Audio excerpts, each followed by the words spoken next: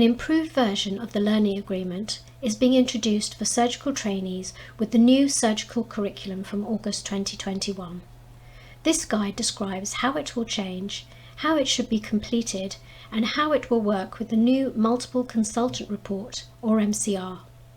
The account detail and data included here are for illustrative purposes only. What you're seeing on the screen here is the point in the process where the trainee has created a new placement, making the new Learning Agreement available. This page lists all Learning Agreements and shows their status. New style Learning Agreements are displayed in shades of purple, while older ones are in grey. As each Learning Agreement meeting becomes available and is completed, its tab colour goes darker. Unfinished older versions can still be accessed and completed along with the new. It's only trainees who can create Learning Agreements. To start, click Create Learning Agreement to move to the next stage. The Learning Agreement and MCR are designed to work in conjunction with each other. This progress summary has been built into the Learning Agreement as a guide to the critical assessment points within a placement. As each stage of the Learning Agreement or MCR is completed, the next stage becomes available. And this part of the video is an overview of how these stages fit together. Training Programme Directors, assigned educational supervisors and clinical supervisors will be alerted as relevant at each stage. The first task is to select a lead clinical supervisor or lead CS. When that's completed, the objective setting meeting can be filled in. When the objective setting meeting has been signed off by both trainee and AES, the midpoint MCR and trainee self-assessment become available. The MCR and trainee self-assessment at the midpoint are optional in the system, but very strongly recommended for training purposes. Because they're optional, the midpoint Learning Agreement can take place regardless of non-completion of the midpoint MCR and trainee self-assessment, or either. But both should be completed. When the midpoint Learning Agreement has been signed off by both trainee and AES, the final MCR and trainee self-assessment become available. These are mandatory so that the final Learning Agreement cannot take place without their completion.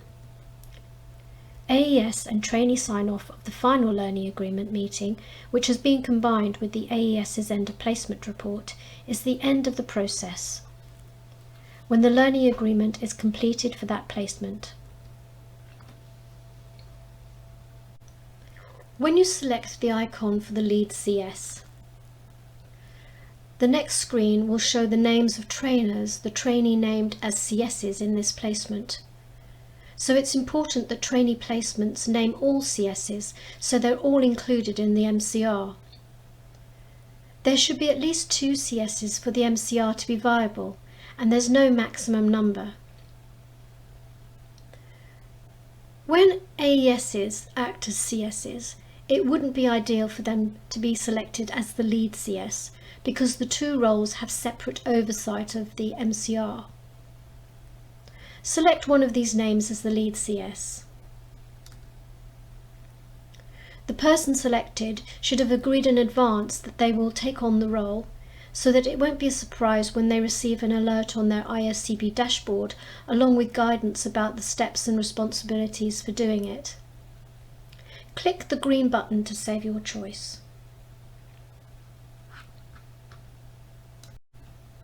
The objective setting meeting is now ready. The lead clinical supervisor can be changed at any time throughout the placement by either the trainee or AES. And the people concerned will be informed. And a history of people who've been selected as lead CS will be displayed. Back to the progress summary. Now that the objective setting meeting is ready, it will show as work in progress on the trainee's dashboard, and the AES will see an alert on their ISCP dashboard so that they can access it too. To start the objective setting meeting, click on the objective setting icon. This first page is a cover page. Select the date on which the meeting was held, not the date when the form was completed. The Training Programme Director's global objective will be visible. Click More to see the entire text. A new feature lower down is a display of the key details from the trainee's most recent ARCP, providing an opportunity to take account of any wider impact on the trainee's progression. Save and continue. On the next page, this breadcrumb trail and this progress bar are additional navigational aids allowing you to keep track and maintain awareness of your location in the learning agreement. You will need to complete each page in order, but after that, using the breadcrumb trail, the progress bar, or buttons at the bottom of the page, you can go back and forward to any page. And you can see the initial progress summary at any time. This first page is dedicated to the trainee's generic professional capabilities, or GPCs. Because GPCs are essential capabilities that underpin professional medical practice, they must carry equal weight to the SIPs. You can view what the latest MCR and trainee self-assessment said about the trainee's GPCs before considering objectives using this selection of views. You can view by just the GPCs rated as areas for development, just those rated as appropriate for phase, all GPCs, or one GPC category at a time. I'll choose GPCs by areas for development.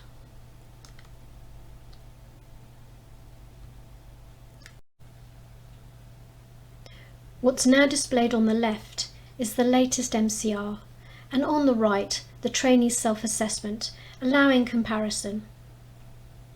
However, please be aware when using the learning agreement for the first time from August, because the first MCR will only be started at the midpoint of the placement, it won't be visible in the first objective setting meeting. But as long as the midpoint MCR takes place, it will be visible from the midpoint learning agreement onwards and thereafter. So it's important that the midpoint MCR takes place in time for the midpoint learning agreement meeting. Each of these short texts is a descriptor selected in the MCR or in the trainee self-assessment, and there may be comments underneath. These areas can be compared and discussed in the meeting, making it easier to focus objectives around the trainee's progression through the GPCs. Further down are two mandatory text boxes that need to be filled in. And these tabs show that as the learning agreement progresses throughout the placement, each meeting will be available in a separate tab, one for objective setting, one for the midpoint review, and one for the final review. The first text box asks what GPC objectives the trainee should be aiming to achieve over the next 3 to 6 months to aid their development. The second text box is also important. It requires consideration about what support and help the trainee will need to achieve those objectives, and the trainee might have a view on what might be needed here. You might want to draw on some of the descriptors and comments from the MCR and trainee self-assessment above. You can copy text from here straight into the objectives box by clicking on the crosses next to those texts. This populates the text box, and you can modify the wording if necessary.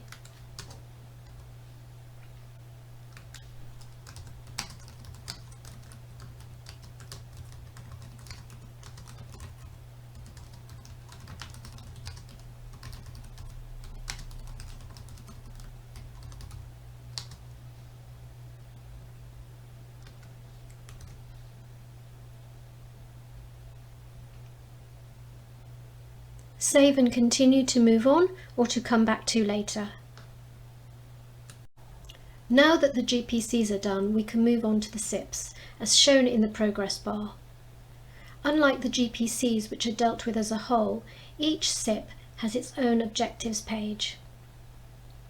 The 5 shared SIPs are shown here, but cardiothoracic surgery, paediatric surgery and plastic surgery will show additional specialty-specific SIPs. We're on SIP 1, Manages an Outpatient Clinic. There's no need to filter the view, the whole MCR and trainee self-assessment are automatically displayed. You can see the supervision level set, comparing it with the trainee's view, areas for development, areas of excellence and comments. Again, there are crosses next to the texts to populate the mandatory objectives box. When thinking about objectives and how to achieve them, it's worth discussing with the trainee their preferred learning styles and the kind of action that will help. Would it be better for them to work on their own with guidance and a plan, or with others in a study group or in role play? Would it be useful to guide them with diagrams, videos, activities, or book learning? There should be action for change to occur. There should also be the necessary reflection, or learning may not stick.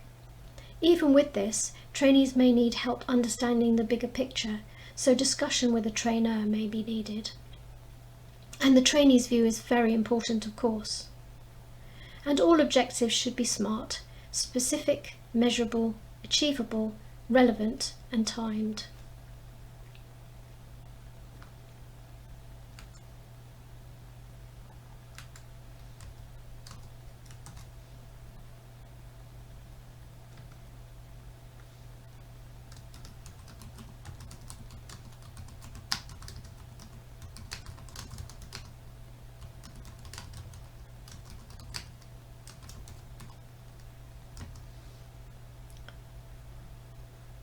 Keep going like this through each SIP page, saving as you go.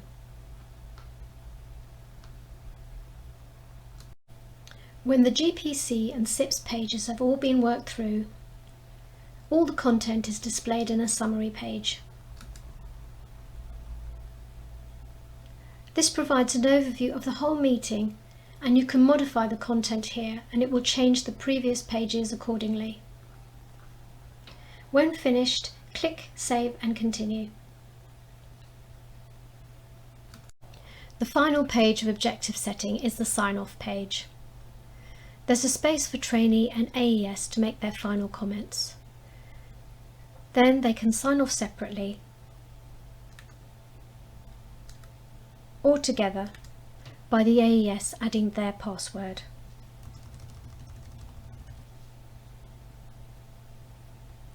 Then click Sign Off. That's the end of the objective setting meeting. The midpoint and final meetings are exactly the same with some additional questions, and the AES report is combined with the final review meeting. In summary, this video has shown how the learning agreement will change, how it should be completed, and how it will work with the new MCR. The learning agreement and MCR work in conjunction with each other. Each stage becomes available as the previous stage is completed. The lead CS for the MCR is selected at the beginning of the learning agreement. The latest MCR and trainee self-assessment are visible within the learning agreement, and descriptors from them can be easily added as learning objectives.